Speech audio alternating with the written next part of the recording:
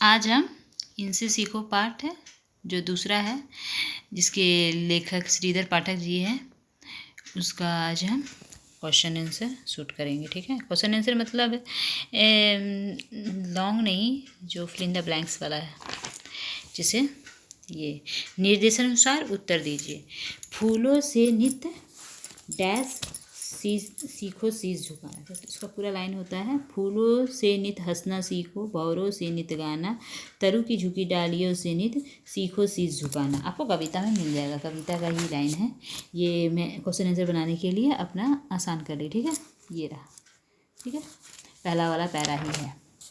तो इसमें क्वेश्चन दिया गया है, पाठ और कवि के नाम बताइए। जिसका आंसर होगा, पाठ के नाम इनसे सीखो और कवि के नाम श्रीधर पाठक जी है। ठीक है, अब दूसरा इसका क्वेश्चन है कि उपर्युक्त पंक्ति का अर्थ स्पष्ट कीजिए। उपर्युक्त पंक्ति का अर्थ स्पष्ट कीजिए। ठीक है, पहला क्वेश्चन का आंसर बता दिए कि पाठ और कवि के नाम बताना था। ठीक है, पहला इसका लेसन क्या है कि पाठ का नाम इनसे सीखो और कवि का नाम श्रीधर पाठक जी है।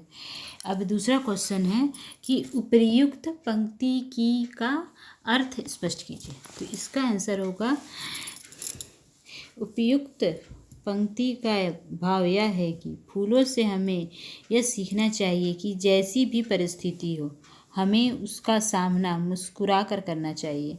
भंवरों से हमें अपना काम गुनगुना के करना चाहिए, सीखना चाहिए। और तरु की झुकी डालियों से हमें बड़ों के सामने निसंकोच होकर झुकना सीखना चाहिए।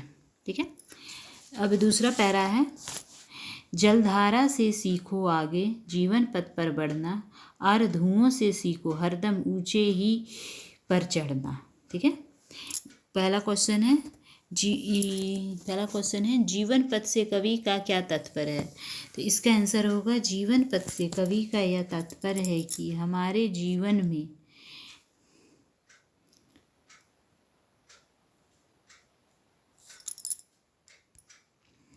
जीवन पथ से कवि का तात्पर्य यह है कि हमारे जन्म और मृत्यु के बीच जिस सुख और दुख का हम सामना करते हैं उनसे है। ठीक है, क्वेश्चन का आंसर सुनिएगा, क्योंकि जो प्रिंटेड हो रहा है वो गलत है, मतलब आपको समझ में नहीं आएगा। बनाया गया है, हमने खुद लिखा है, तो वो ऑटोमेटिक मिस्टेक होता है। तो ध्यान से सुनिएगा, जो हम बोल रहे हैं उसको ध्यान दीजिएगा। जीवन पथ से कवि का यह तात्पर्य है कि हमारे जन्म और मृत्यु के बीच जिस सुख और दुख का हम सामना करते हैं, इसे ही जीवन पथ कहते हैं।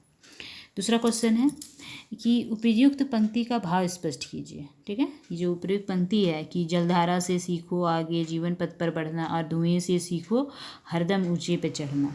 तो इस पंक्ति का भाव स्पष्ट कीजिए, दूसरा क्वेश्चन है। तो दूसरा क्वेश्चन का आंसर, उपयुक्त पंक्ति का यह भाव है कि हमें अपने जीवन पथ पर निरंतर आगे बढ़ते रहना चाहिए। जैसे नदी का जल निरंतर चलते रहता है, उसी प्रकार हमें हमारे जीवन में भी निरंतर चलते रहना चाहिए, और धुएं के जैसे हरदम ऊंचाई में चढ़ने की कोशिश करते रहना चाहिए। ठीक है, अब इसके बाद आता है भाषा बोध, जिसका पहला है पर्यायवाची। तो पर्यायवाची हम जरूर दिखाते हैं। तो पर्यायवाची देखिए, फूल का कुसुम, सुमन, और भी आप लिख सकते हैं, फूल का बहुत सारा है। ठीक है, पुष्प, फिर हो गया दूसरा भंवरा। भंवरा का है अली, भ्रमर, मधुप। ठीक है, तीसरा है वृक्ष, तरु, पेड़, इसका और भी कुछ लिख सकते, गाछ, जो भी लिखना है। अब बहुत सारे होते हैं। गुरु, शिक्षक, आचार्य। ठीक है, फिर है सूरज। सूरज का तो बहुत जानते परिभाषा, पर्यायवाची, इसका कोई दिक्कत ही नहीं है। रवि, दिवाकर, भास्कर, प्रभाकर, सूर्य। ठीक है, तो सूरज का हो गया। अब इसके बाद है प्रत्यय छाटना। ठीक है, तो जैसे हंसना से प्रत्यय पीछे लगता है, ये हमेशा याद रखिए। तो हस प्लस ना हो गया हमारा, ये जो ना हो गया है ये ना प्रत्यय है हमारा, समझे। ये जो ना है ये प्रत्यय है।